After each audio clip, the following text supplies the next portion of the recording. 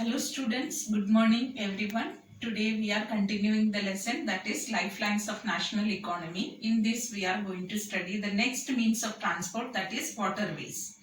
Waterways is the very important means of transport in India because we have a long coastline.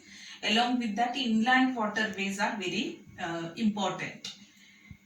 Here we have to study the waterways, importance of waterways, that is it is cheapest means of transport, fuel efficient, then it is very important or very essential, very much good for the heavy goods, transportation of heavy goods or bulky goods.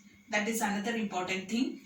And another thing is that it is environment friendly. So cheapest means of transport is waterway because there is no need of laying down the railway lines, laying down the or construction of road such this. So only the thing that the enough water, abundant water we have, and so this sufficient water which enable the waterways to transport or means cheapest means of transport. Now we have various inland waterways in India. There are mainly 5 inland waterways which are nationalized waterways in India.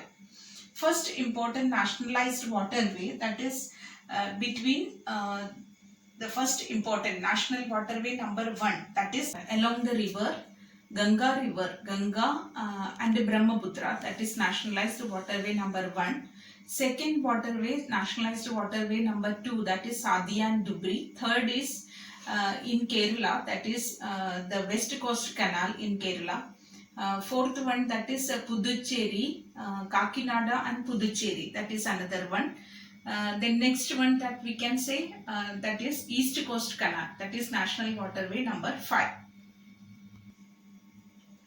So these are the important waterways, inland waterways in India.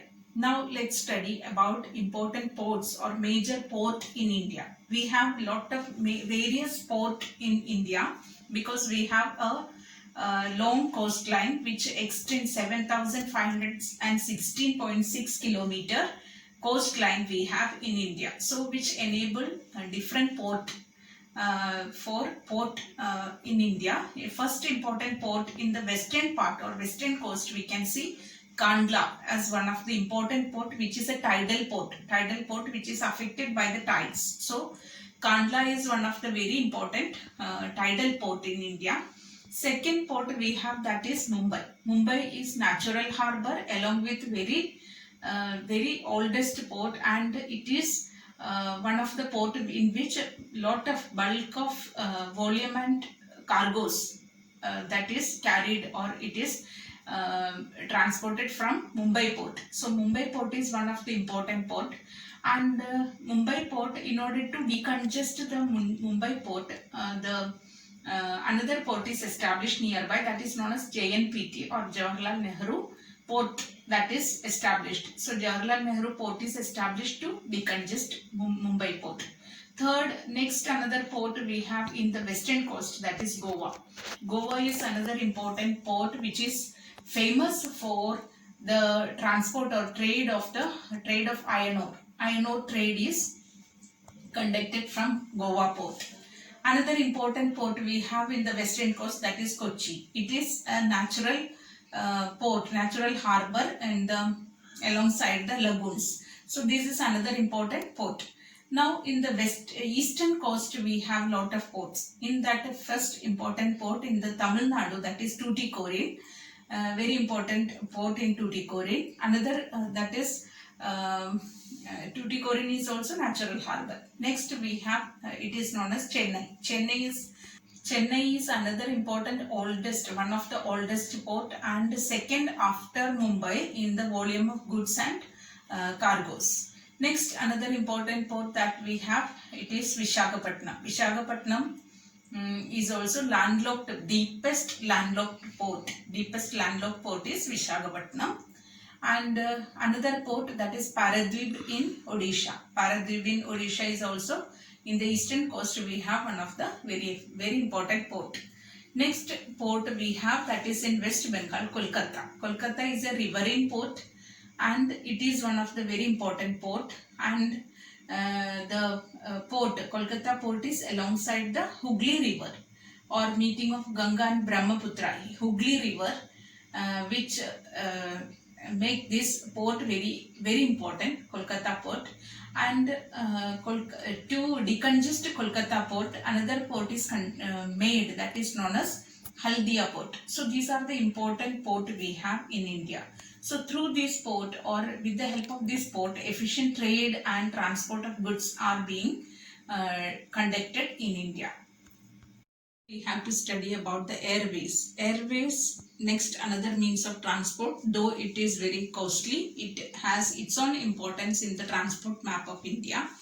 In the airways, we say about airways, we can see that airways, first nationalized airways started in 1953, and Indian Airlines, or which has the many transport or airways air service in India.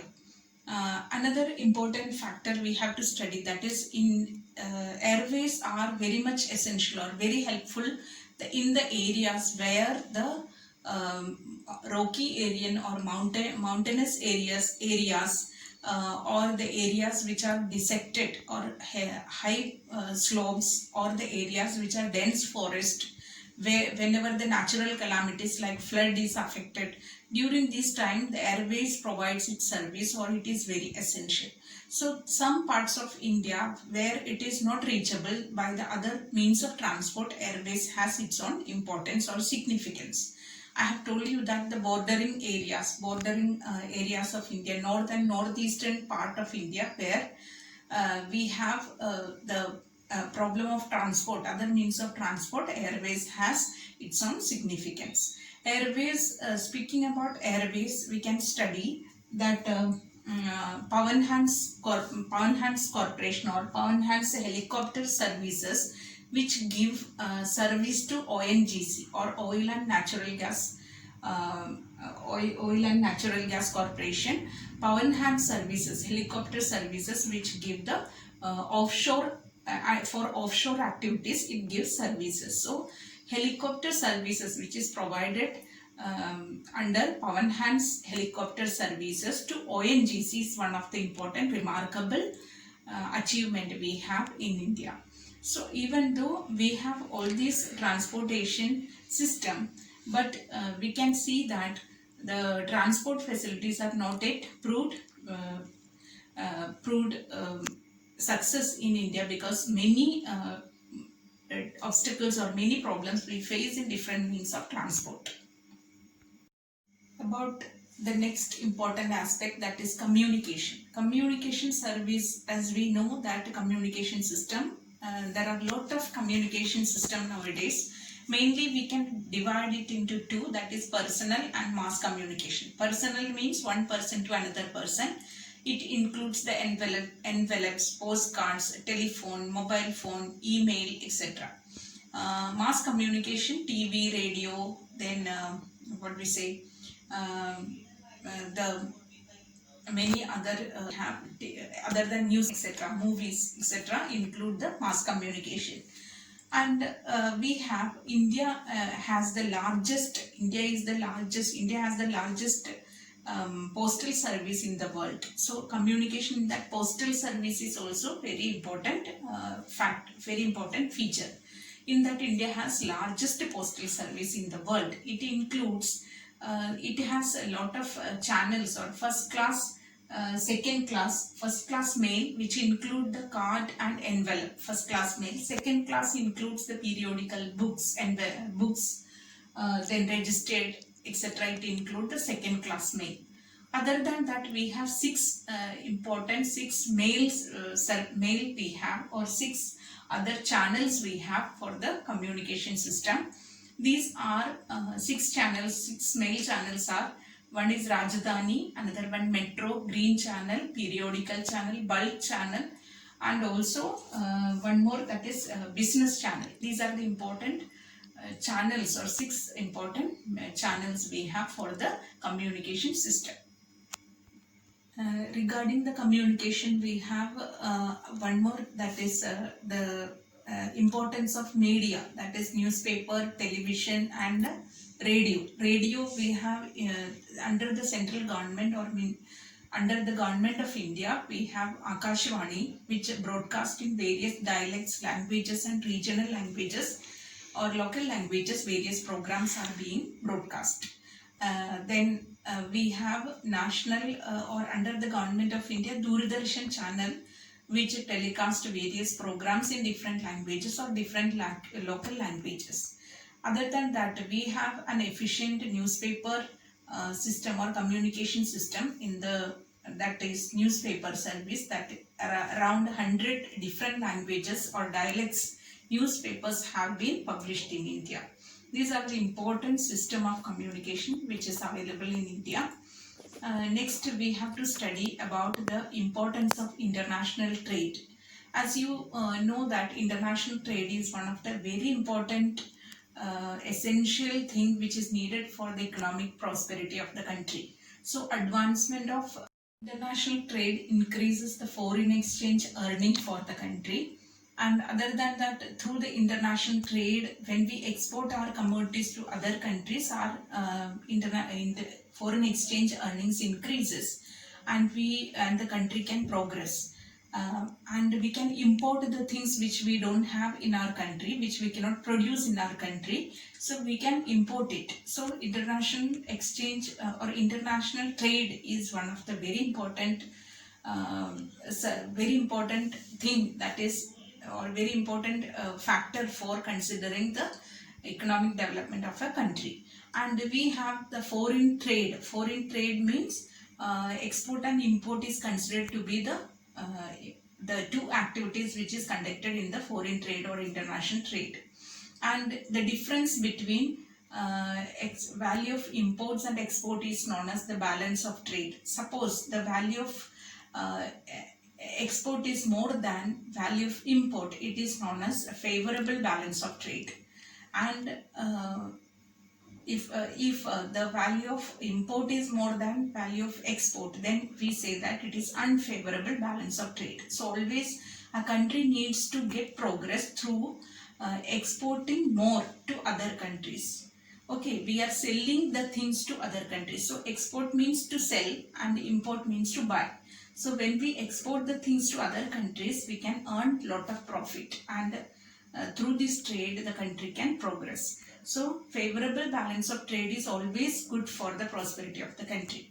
And when we take the example of Indian trade, we can see that India exports various items to other countries, mainly agricultural products, gems and jewelry, then ores and minerals, various petroleum products, etc. are exported to other country. At the same time, India imports many things from other countries, which include petroleum products, mainly fertilizer, and various other things we import, and technology that we import from other country. Then India also earns more in the foreign exchange earning, information technology, which gives more foreign exchange earning for India.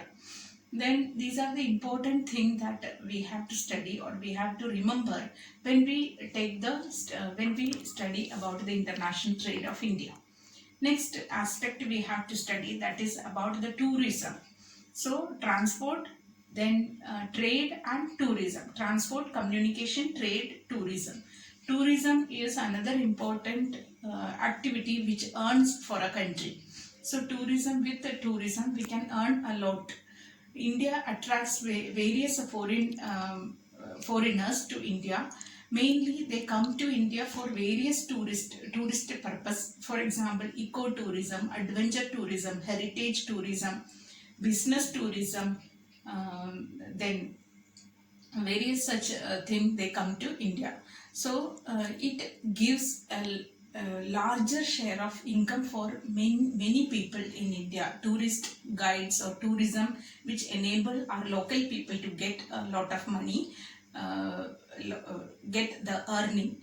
And also it enhances national integration, then cultural pursuits, and other than that it improves or it encourages handicrafts. So local people who are engaged in the handicrafts, they get a lot of an income from the foreigners. So handicrafts, it promote handicrafts, it promotes cultural pursuits, and also it promotes the national integration. So tourism is considered to be one of the important trade. So tourism is also known as one of the important trade because it earns and it gives an income for the country. These are the various aspects we have studied or we have gone through this lesson. First, we have studied about the means of transport. In that, we have studied about roadways, railways, then pipeline, and after that waterway and also airway. Next, we have studied about the communication. Communication we have studied in detail, and after that we have gone through the trade. What is trade? What is favorable balance of trade, and what is unfavorable balance of trade? So after the last topic, that is tourism, is also considered to be as one of the important factor for the economic development of the country. So it is considered to be one of the important trade, tourism. So these are the important things that we have gone through in this particular lesson.